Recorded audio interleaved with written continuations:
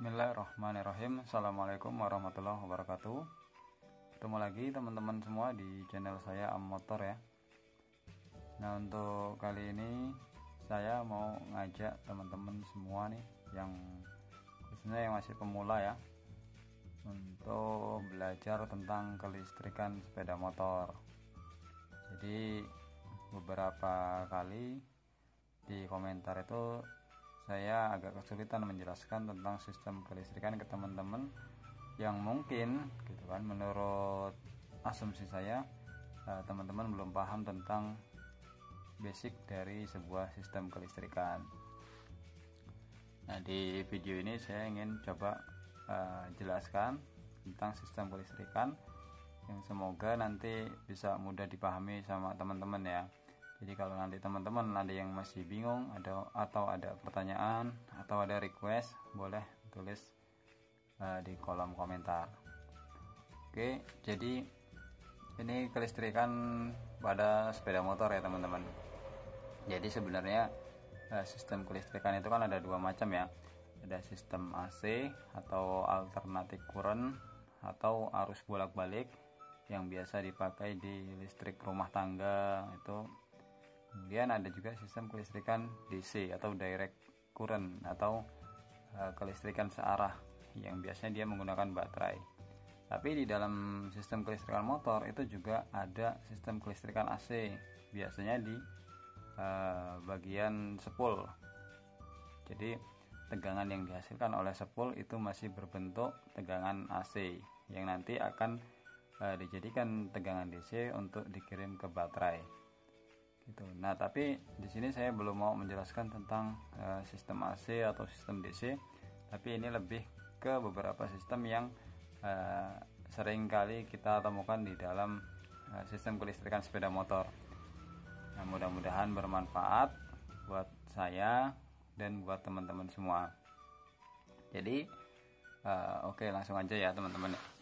Jadi di dalam sistem kelistrikan sepeda motor itu, ini kalau saya bagi sendiri menurut pemahaman saya ya, ini ada 4 bagian. Yang pertama yaitu sistem starter. Jadi mulai dari aki, kemudian intinya bagaimana dinamo starter itu bisa berputar ketika tombol starter dipencet, terus bisa memutarkan mesin dan menghidupkan mesin. Itu di sistem starter ya teman-teman. Nah, nanti akan kita bahas satu persatu. Kemudian yang kedua ada sistem pengisian atau sistem cas, di mana di dalam sistem kelistrikan sepeda motor itu sudah dilengkapi dengan sistem pengisian yang berfungsi untuk mengecas aki atau baterai yang ada pada sepeda motor, sehingga baterai itu tidak perlu dicopot untuk dicas dengan casan sendiri gitu. Jadi ketika mesin itu hidup, secara otomatis baterai itu juga mendapatkan asupan listrik untuk mengecas gitu. Nah, di sistem pengisian ini nanti sangat penting juga karena ini sangat berkaitan dengan kinerja baterai, dan untuk motor-motor yang dengan sistem pengapian DC itu mengandalkan sistem pengisian ini untuk suplai apinya kalau seandainya akinya itu sudah nggak bagus lah gitu. Apalagi untuk motor-motor zaman sekarang yang sudah pakai sistem injeksi, itu sudah seluruhnya pakai sistem pengapian DC. Kemudian yang ketiga ini ada sistem penerangan atau lampu-lampu dan klakson. Nah, di sini paham semua ya teman-teman ya, yaitu tentang lampu depan, lampu kepala, lampu belakang, lampu sen dan lain sebagainya. Yang ini juga kadang-kadang kalau mati kita juga masih pusing. Kenapa ini kok bisa mati gitu. Nanti akan coba saya jelaskan. Atau misalnya kadang-kadang ada ketika kita hidupkan klakson kok lampu sennya ikut ngedip gitu. Atau ketika kita hidupkan lampu sen, lampu serinya ikut ngedip, itu kenapa? Nah, itu nanti penjelasannya di yang nomor 3 ini. Kemudian yang nomor 4 yaitu sistem pengapian mesin. Jadi selain dari sistem kelistrikan body standar yang ada pada sepeda motor, itu juga ada sistem pengapian yang membutuhkan listrik juga. Jadi untuk menghidupkan mesin itu juga butuh listrik yang ada pada sistem pengapian gitu. Jadi kalau seandainya motornya mati, kemudian di kabel businya kok nggak keluar api, nah itu penjelasannya ada di sistem pengapian. Nanti mudah-mudahan bisa saya jelaskan satu persatu supaya teman-teman semua paham lah. Jadi kalau seandainya ketemu dengan trouble dengan motornya sendiri, harapannya bisa membantu untuk memperbaiki motornya sendiri di rumah, terutama buat teman-teman yang mungkin jauh dari bengkel atau di tempatnya itu biaya servis cukup mahal gitu. Untuk beberapa di wilayah pelosok itu kan memang biaya servis lebih mahal. Nah, mudah-mudahan ini bisa membantu teman-teman untuk mengurangi biaya tersebut. Oke, kita lanjut. Sebelum kita bahas tentang 4 sistem ini yang saya bagi ini, ada beberapa hal yang perlu teman-teman ketahui tentang sistem kelistrikan gitu. Ini basicnya. Yang pertama adalah syarat dari sistem kelistrikan hidup itu ada tegangan yang cukup di dalam rangkaian tertutup yang berfungsi normal. Artinya ada tegangan yang cukup untuk menghidupkan beban. Kalau dia boklam, misalnya boklamnya bebannya 12 volt, ada tegangan yang cukup untuk menghidupkan boklam 12 volt ini di dalam rangkaian tertutup.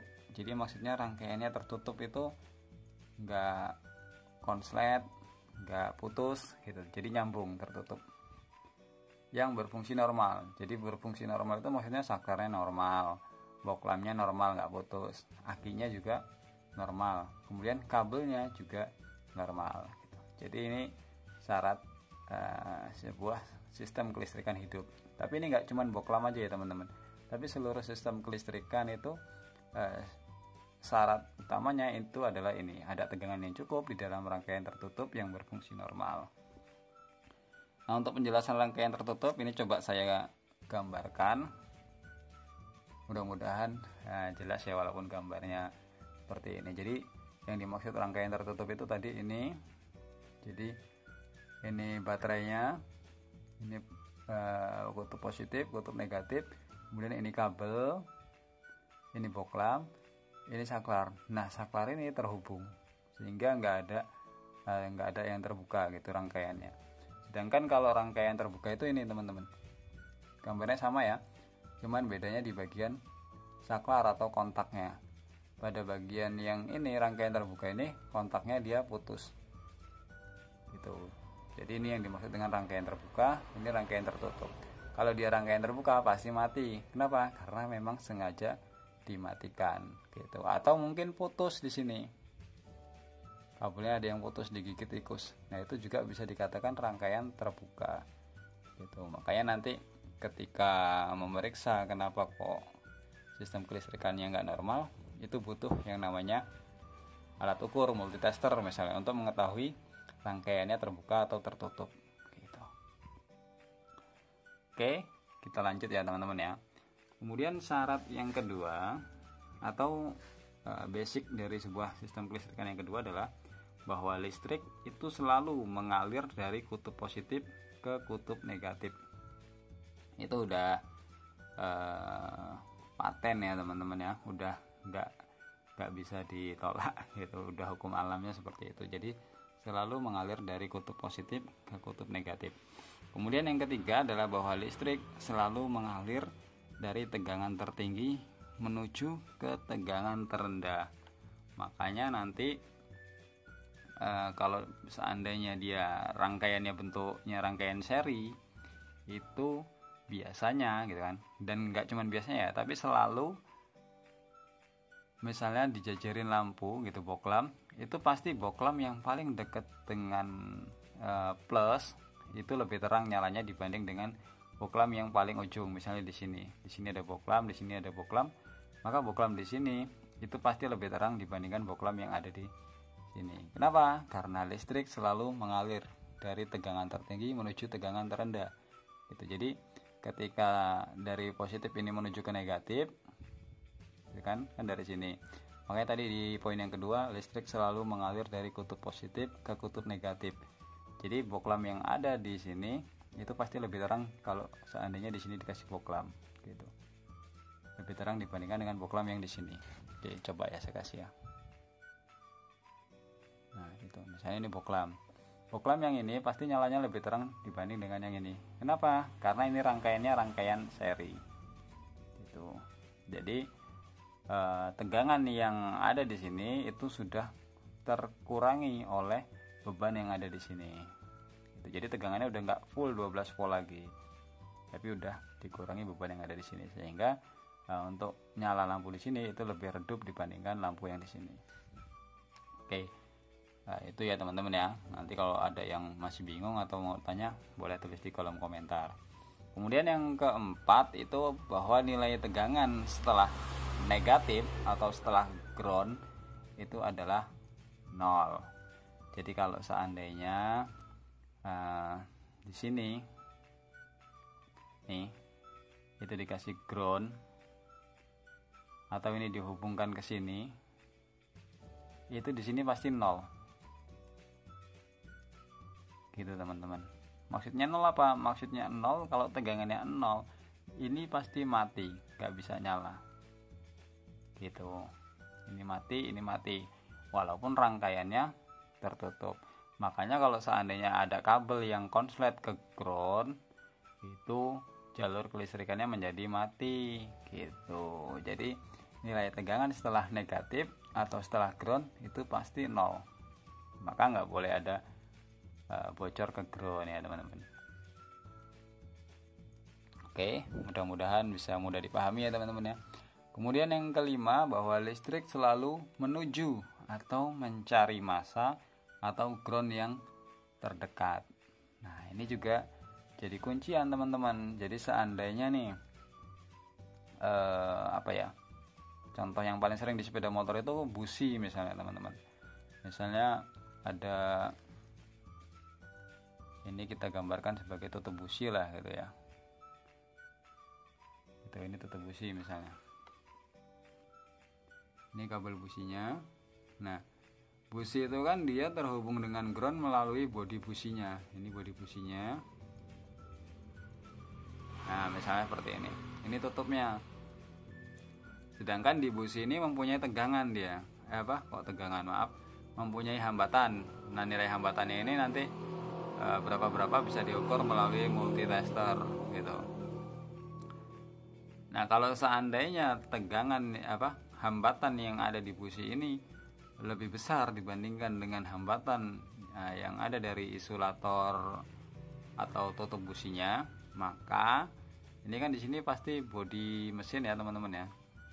Nah ini kan bodi mesin ya, bentuknya gimana lah gitu, tapi ini bodi mesin. Nah ini businya ini masuk ke mesin, ini nempel dengan ground. Kalau seandainya nilai hambatan di sini besar, sedangkan di sini ada kebocoran tutup busi, maka api akan lari ke ground. Biasanya bocor dia tek gitu. Jadi lari ke ground sehingga yang di sini itu nggak keluar api teman-teman, yang di busi itu nggak keluar api. Nah itulah kenapa ini juga perlu kita ketahui bahwa listrik itu atau tegangan itu akan selalu menuju atau mencari massa atau ground yang terdekat gitu. Jadi kalau seandainya nanti di sini terjadi kebocoran kabel businya, itu juga biasanya kalau basah apalagi gitu, itu akan mencari ground dia. Nah kalau ini dapat ground, ya otomatis businya nggak nyala. Kenapa? Karena kembali ke poin yang keempat, bahwa nilai tegangan setelah ground itu adalah 0. Jadi karena ini bocor, ini lari ke ground, cari ground yang paling dekat, kemudian businya ini udah nggak dapat tegangan lagi karena udah lari ke ground, sehingga di sini menjadi 0 gitu. Oke teman-teman, ini teori pertama dari belajar sistem kelistrikan sepeda motor. Buat teman-teman yang mungkin ini sebelum kita mulai ke praktek sepeda motor ya teman-teman, jadi ini basicnya dulu. Nanti kita akan mempelajari satu persatu dari 4 sistem ini: sistem starter, sistem pengisian dan cas, kemudian sistem penerangan atau lampu-lampu, dan sistem pengapian ini. Nanti kita akan coba langsung terjun praktek di sepeda motornya gitu, supaya lebih real gitu, lebih real dan lebih mudah dipahami oleh teman-teman. Oke, sekian dulu untuk video pembukaan kali ini, semoga bermanfaat ya teman-teman ya. Kalau ada request boleh tulis di kolom komentar, atau kalau ada yang masih bingung juga boleh tanya di kolom komentar. Sekian saya akhiri. Wassalamualaikum warahmatullahi wabarakatuh.